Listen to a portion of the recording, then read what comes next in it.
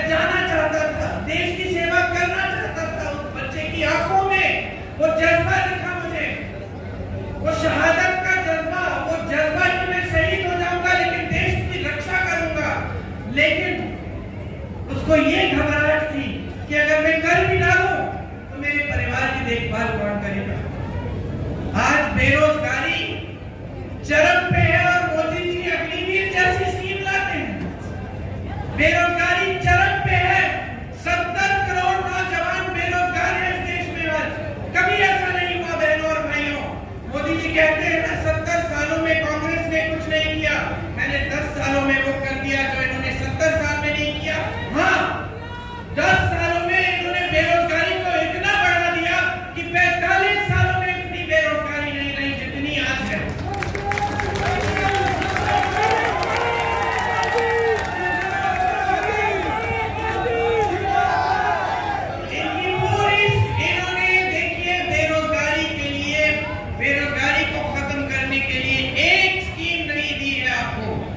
जहां जहां से आपको रोजगार मिलता था वो सारे साधन बंद कर दिए।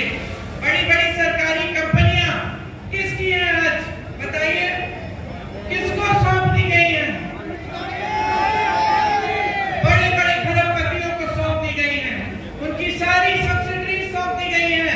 देश का कोयला, देश के हवाई अड्डे, देश के बंदरगाह, देश का पावर, देश की बिजली, सब बड़े बड़े खरबपतियों को दे दिए। 16 लाख करोड़ रुपए देश का पैसा उनको माफ।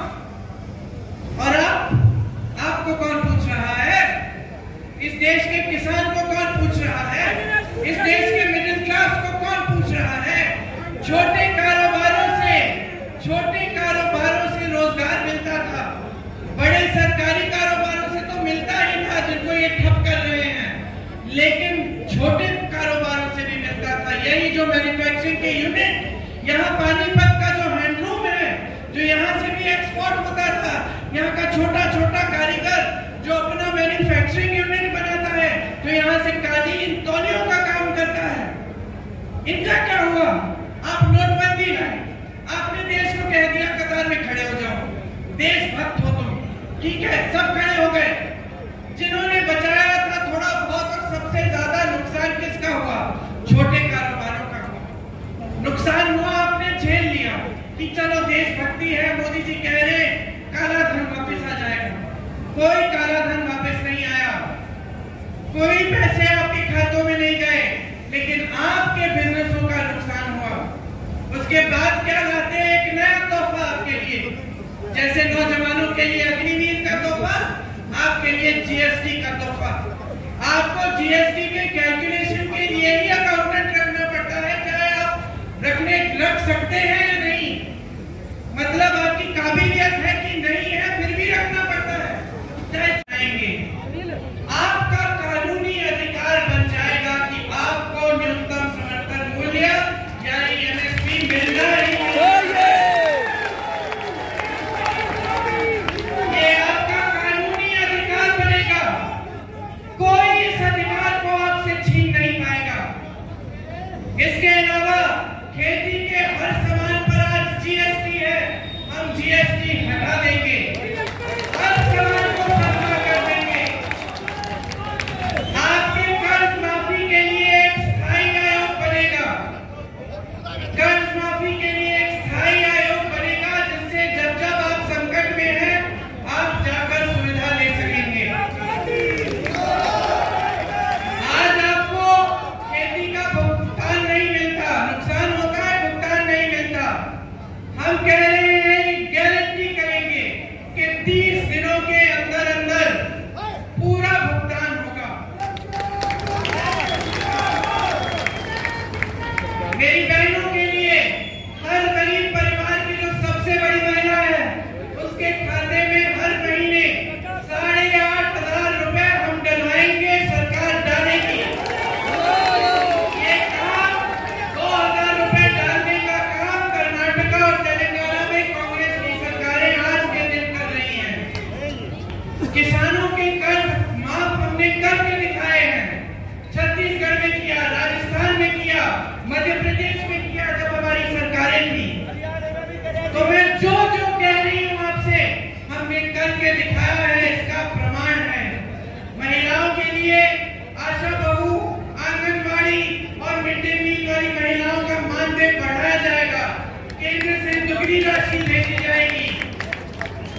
केंद्र सरकार में जितने भी पद हैं, उनमें से आधे महिलाओं को दिए जाएंगे। नौजवानों के लिए जो स्नातक पास है, उनके लिए पहली नौकरी पक्की, 1 लाख रुपए सालाना वो कमाएंगे। वेतन लीक के खिलाफ सख्त से सख्त कानून लाएंगे। मोदी जी के कार्यकाल में 30 लाख सरकारी पद खाली है, हम उन 30 लाख सरकारी पदों को भरेंगे। अग्निवीर को रद्द करेंगे। आपका अपमान है ये स्कीम, हम इस स्कीम को रद्द कर देंगे जैसे ही हमारी सरकार बनेगी। जो मजदूर हैं, जिनका आज शोषण होता है, ठेकेदार कुछ भी दे देता है, रोजगार नहीं है, जो भी दिहाड़ी मिलती है काम कर लेते हैं, हम उनके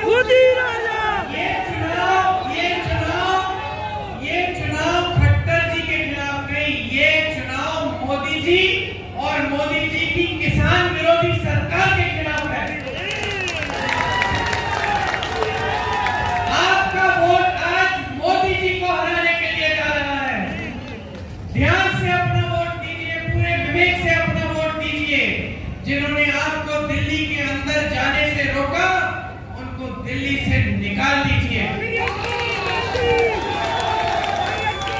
ये देश आपका है, ये देश आपका है। आप किसान हो इस देश के, इस देश की आत्मा हो, इस देश का जवान आपका बेटा है। मैं आपकी जो भावना है उसको समझती हूँ, क्योंकि जब आपके बेटे देश के लिए शहीद होते हैं तो आप पीछे नहीं हटते, आप दूसरे बेटे को भी बोलते हैं जाओ, तुम भी जाओ सरहद पे रक्षा करो देश की।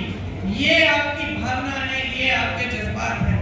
मैं इस भावना को इसलिए समझती हूँ क्योंकि मैं भी एक शहीद की बेटी हूँ और एक शहीद की पोती हूँ। और अगर मेरे 100 बेटे होते, मैं भी उनको वही कहती जो आप अपने बेटों को कहते हो। तो ये देश आपका है, इस देश की हिफाजत की जिम्मेदारी आपकी है, जितनी हमारी है। हम लड़ाई लड़ेंगे आपकी, हम आपके खिलाफ जो अन्याय किया गया है उसको दुरुस्त करेंगे, हमेशा आपके साथ कंधे से कंधा लगाकर लड़ेंगे। लेकिन अब आपके जागने का समय आ गया है। आप भी जागिए, आप भी लड़िए, इस देश के लोकतंत्र के लिए, इस देश के संविधान के लिए सीना तानिए और हिम्मत से जाकर अपना वोट डालिए। इस सरकार